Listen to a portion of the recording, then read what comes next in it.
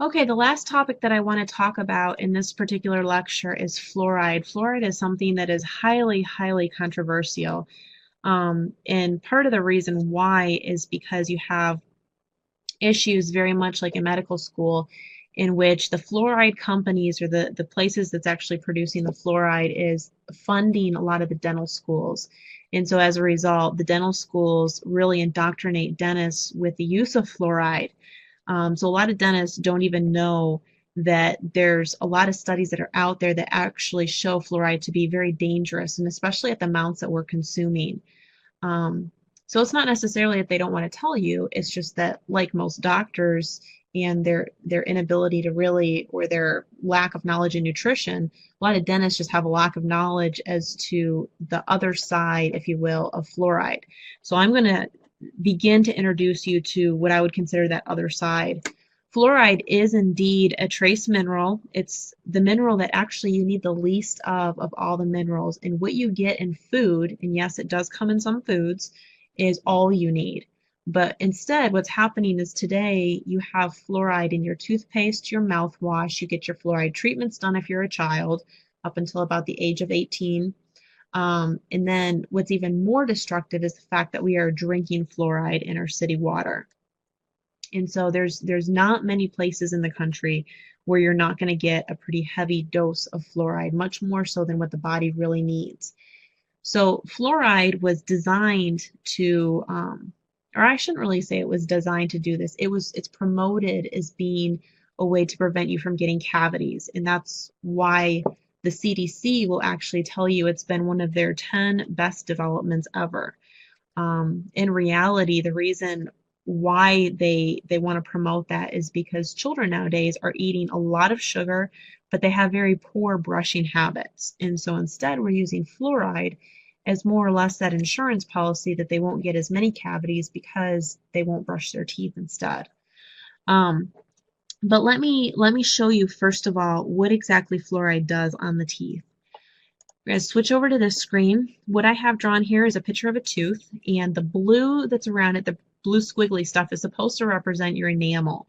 The enamel in your teeth is actually one of the hardest parts of your body. Teeth, if you think about them, they're nothing more than um, extremities of your bone pretty much. But the enamel that's on your teeth is a very, very hard substance, sometimes harder than the outside of most of your bones.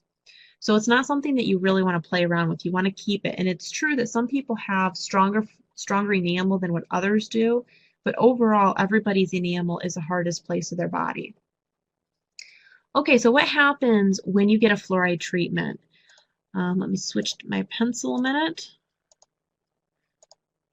Fluoride treatments specifically come in, and what they do is they actually pit out your natural enamel. And they create these little grooves, but then what they do is they fill in the grooves with fluoride itself. And what is often thought is that the fluoride treatments and the fluoride covering is much stronger than what your natural enamel would be. And so if you have a stronger covering, it's going to protect even better from cavities and from tooth destruction from bacteria and stuff like that. But in the meantime, you have your natural enamel that's wearing away, and instead you have a fluoride enamel that's being laid down. What happens over the course of time is that the fluoride will start to disintegrate. And as the fluoride disintegrates off the tooth or from the pit that it's created, you need to have another fluoride treatment done in order to refill in those pits again. So this becomes an ongoing process.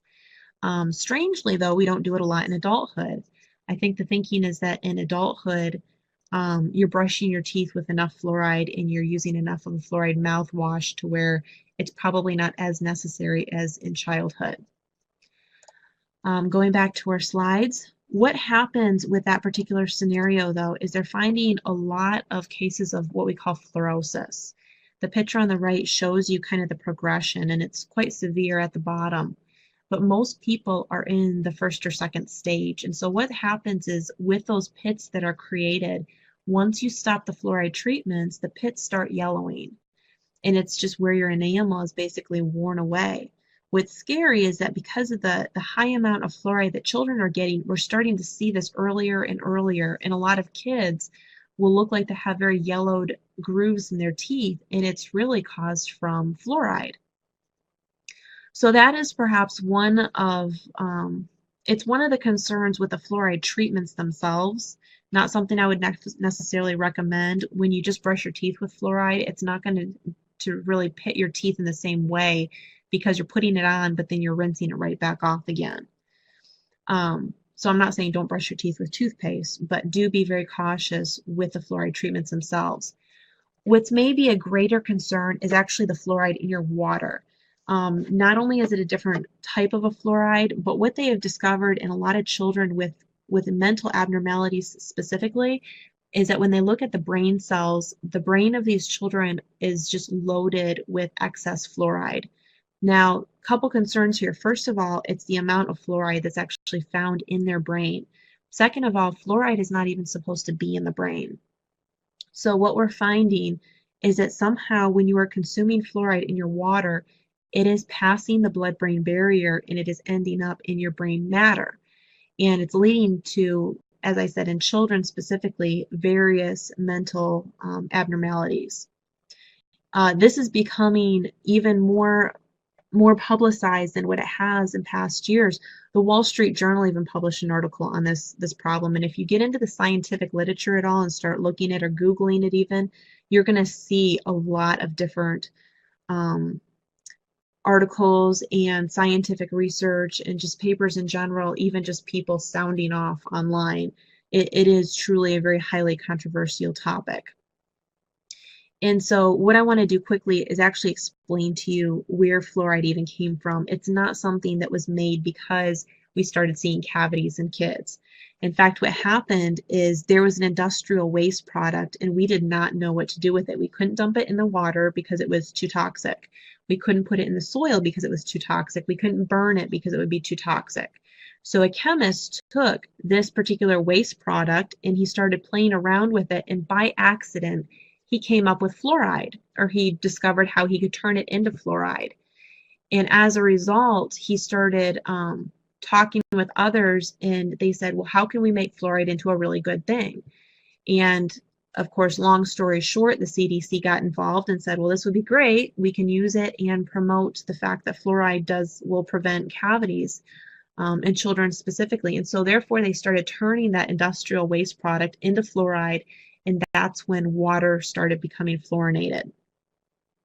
So it was not for your health, it was not for your benefit, it was actually for the benefit of getting rid of a waste product, which is kind of an interesting thing to take note of. Also, in the past couple of years, some of the major cities have actually taken an effort to start defluorinating their water. New York City is one of them, Chicago is another. So when some of these really big cities are even starting to take steps and saying, hey, we need to cut out altogether the fluoride, they don't just do that off of a whim. There obviously are studies out there that are showing that it's dangerous, and that's why people are starting to really push for this. Smaller cities like Richmond probably can have higher levels than normal. A lot of it's because of a lack of education. People just don't know any better. When you get cities in which this is very, very controversial, you're going to get a large amount of people that are going to start pushing to defluorinate water, and that's when cities start changing their policies and doing that. So it is, as I've been saying, controversial. It might be something that you might consider looking into a little bit.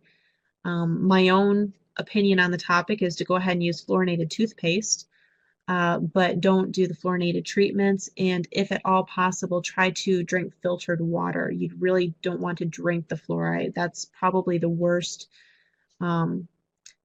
way to get the side effects of the fluorination.